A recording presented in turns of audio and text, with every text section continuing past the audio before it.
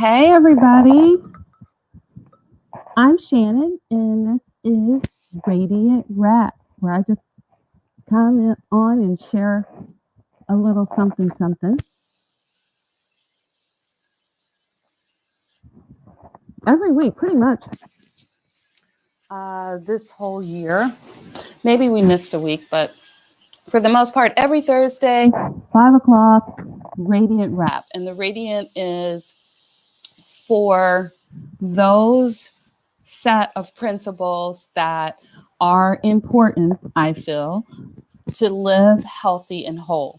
So RADIANT is an acronym for rest, activity awareness, diet, introspection, agua, which is hydration, note taking or journaling, and training, like physically training.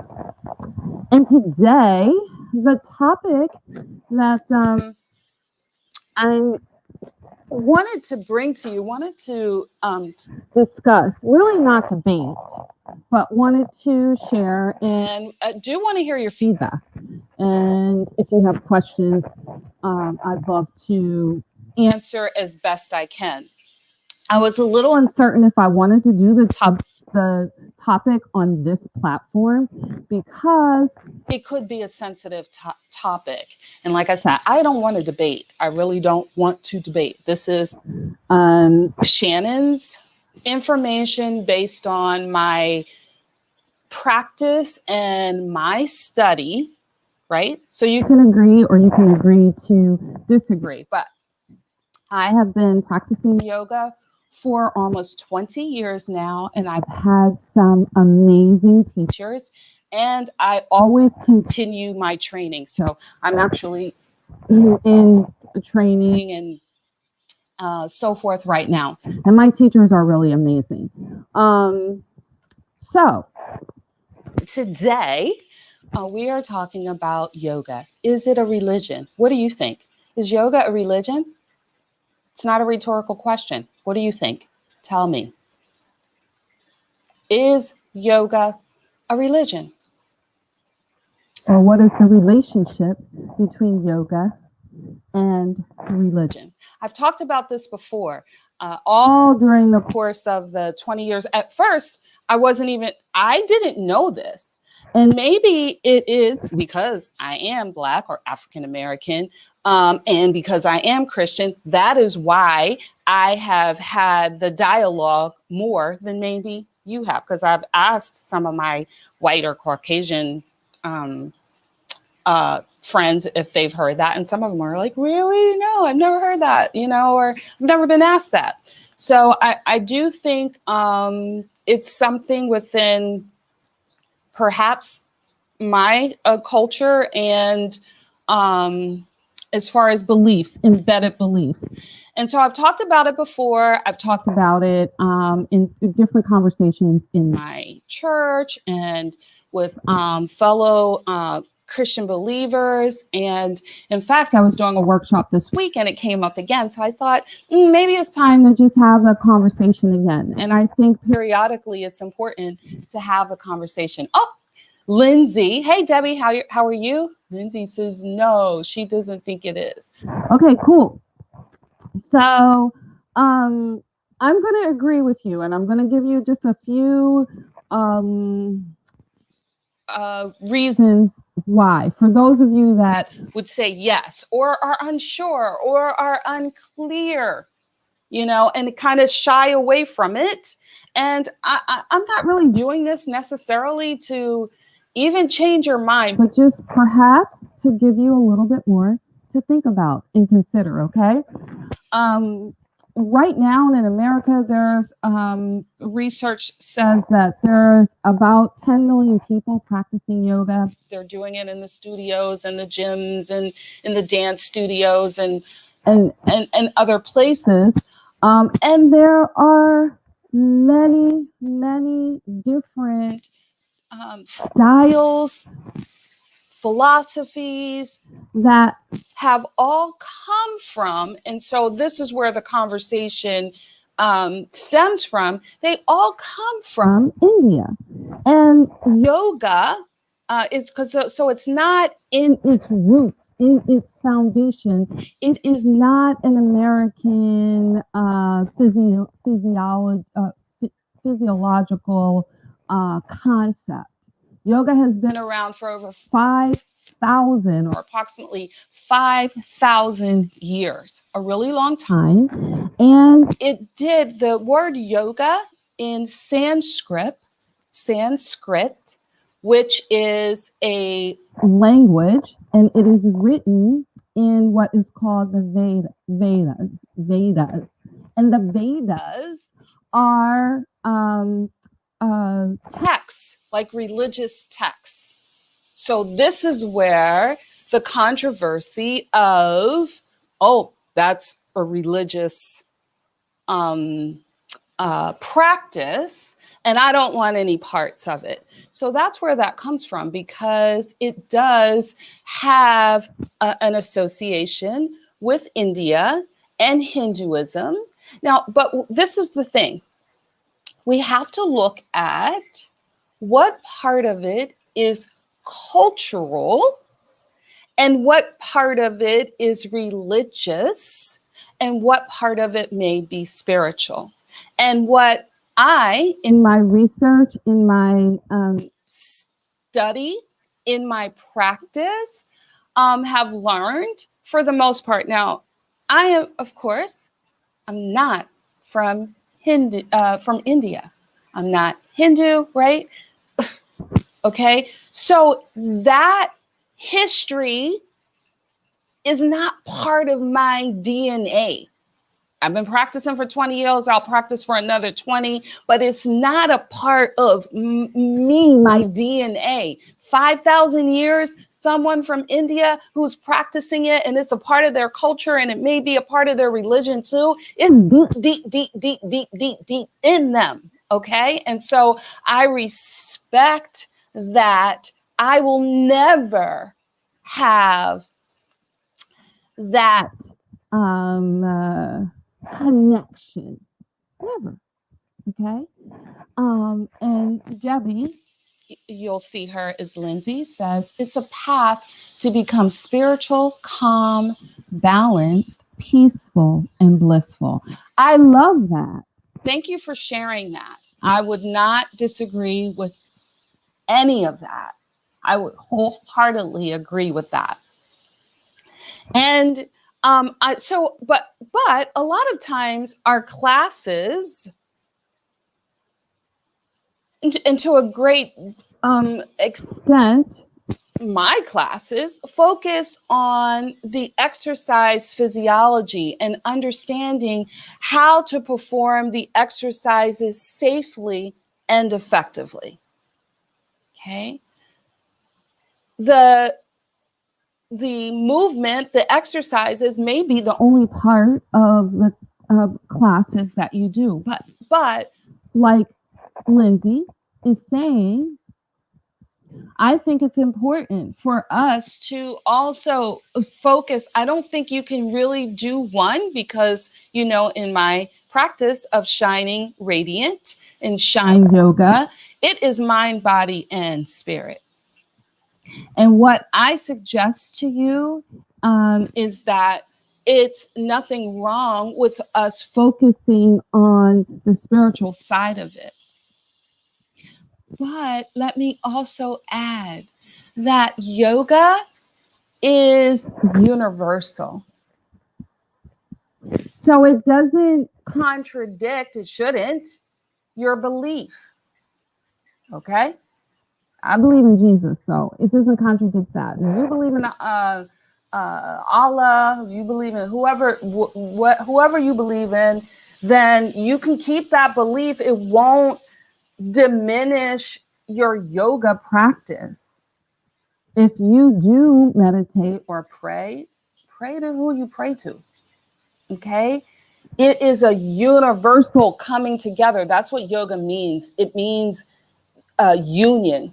It means coming together.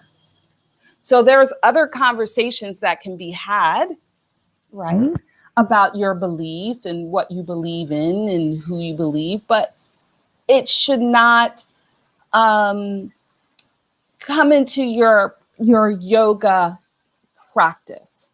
So most importantly, if you're practicing, they're called asanas. So those are the different postures, the different forms. You want to be able to have a practice that is safe, where you understand anatomy. So that is the first level that any yoga teacher is typically taught on.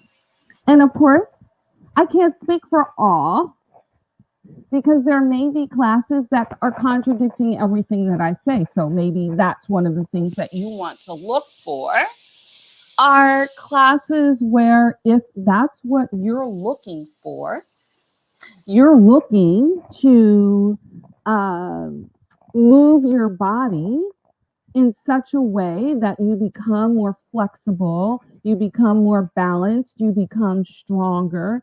By the way, that's only one of the aspects. That's only one of the one part of what yoga is about. So if you look at traditionally, the asanas, the movement is so that we can get that energy out and then sit and quietly breathe, meditate, contemplate. And I think that's a beautiful thing.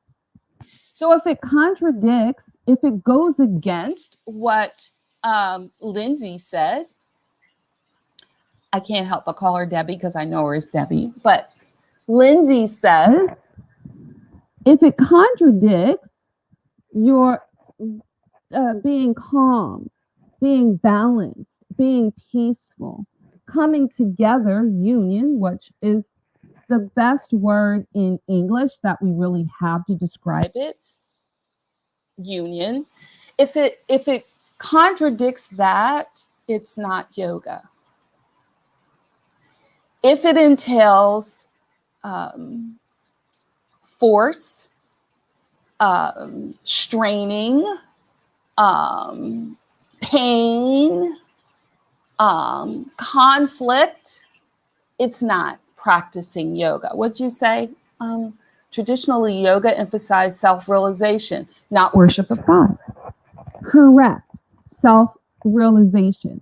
But we don't want to say or negate the fact that self-realization can align you with God, right? Now, if it can, if that's what your intention is for your practice, all right, and which is a beautiful, beautiful thing. So, and what I want to so it's universal. That's one thing that I wanted to say. Number two, that there's a difference between cultural roots and religious roots, right? Because, like, think of here in America, when Blacks, Africans, slaves came to America, right? They brought different beliefs with them. And we've used song, right? And beat, because we didn't have a lot of ways to communicate, right? Those of us that have roots to, plantations and things like that. It was all about song, and worship was really limited. So we used, and especially communicating outside of worship. So we could use worship actually to sing songs, right, where we were worshiping, but also conveying messages, right, and communicating, right? Now, out of that came,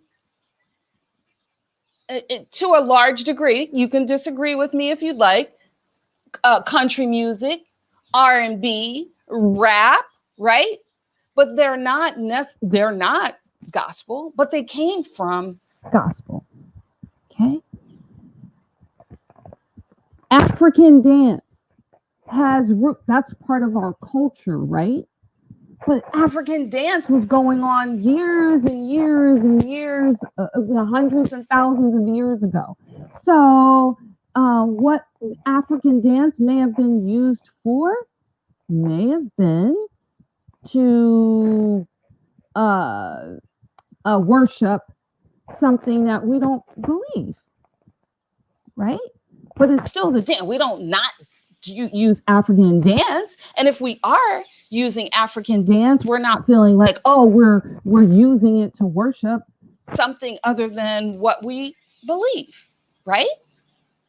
If I'm at a game and what's the thing called when you raise your hands, when the wave, and I throw my hands up, I'm not worshiping. Well, we do get carried away.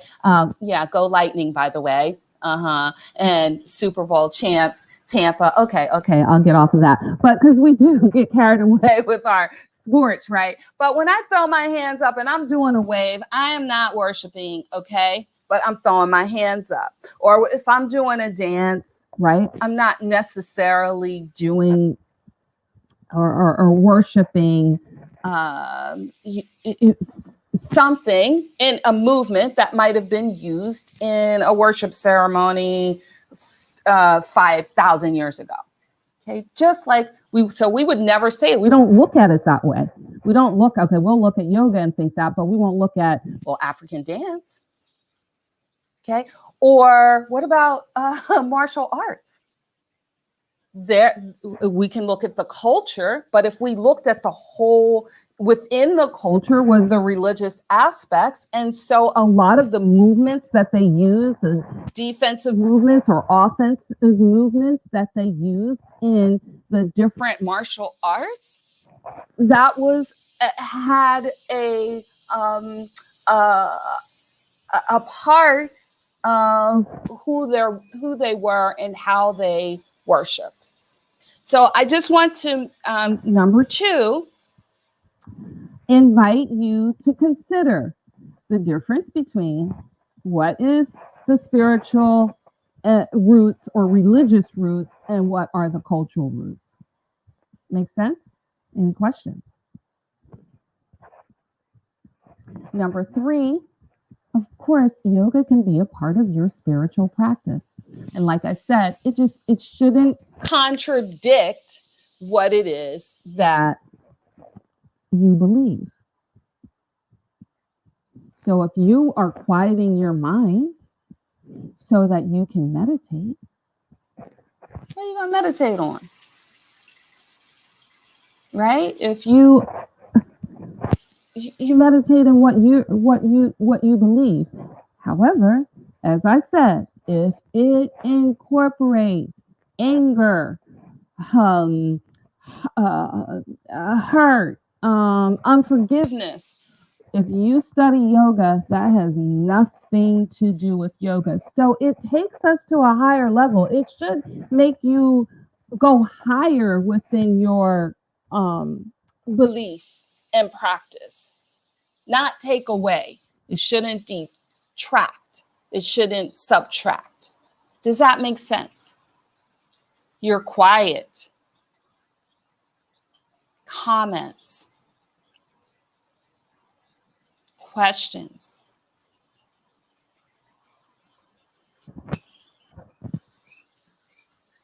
I think that was it. I wanted to give a few examples. I talked about there's different parts of yoga, and the asanas or the postures are just one aspect of it. There's also abstinence and which is self-control or discipline. There's breathing, prana breath. There's the meditation. There's the observation. Those things. So even if you're not watching right now, just consider that yoga is part of a larger picture of mindfulness. It's about lifestyle and mindfulness and being healthier. So I love the science that is used, that we in Western world use with it, the anatomy of it. I love it. I love studying it. I love using it to help us to create better agility, balance, coordination, power, stability. All those things help us to be healthier. And so the balance is not just with our physical body, but our emotional and spiritual well-being as well. That's what I love about yoga. That's what excites me about it. And that's why, even though I am hesitant sometimes to come onto a forum like this and talk about it, because I still have so much to learn. Like, even though I've been studying for 18 years, I still feel like a baby in a lot of ways. There's so much that I don't know. But this is my truth. And so I just wanted to share. Yeah, that was it.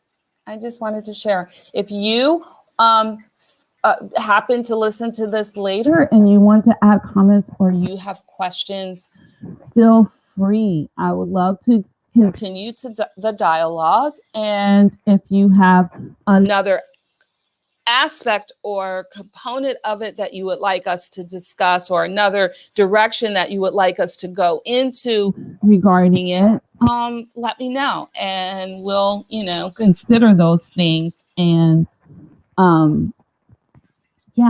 maybe have a conversation about it in our Radiant Wrap.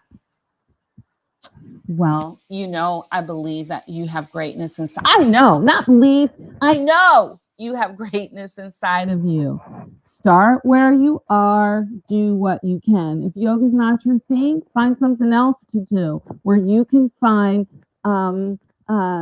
peace and balance and strength and focus, right? Self-love, self-care for you, so that you can best go out and share and help and be available and take care of others. I love you, and there's not a thing you can do about it. Have an amazing day. Peace, love, and soul.